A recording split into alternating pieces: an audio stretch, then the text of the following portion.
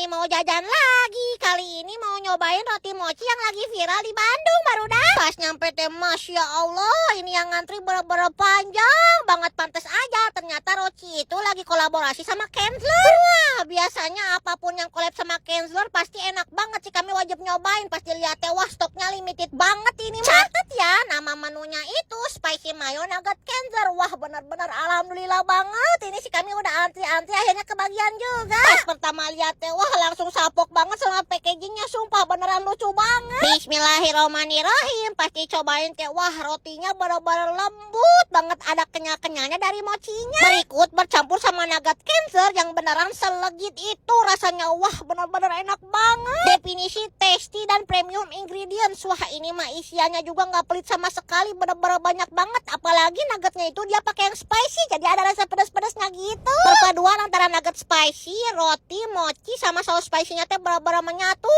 dengan baik, bikin pengen makan terus. Ini mah daging nuggetnya juga bener-bener banyak banget, tebal terus meaty pula. Salut banget sama Kenzler, selalu ada aja kolaborasi lokalnya. Asli deh, kalau Kenzler collab kayak gini selalu aja rame, soalnya udah pasti enak. Jejerlia singa tua wajokan. Iya teh malingan pisan.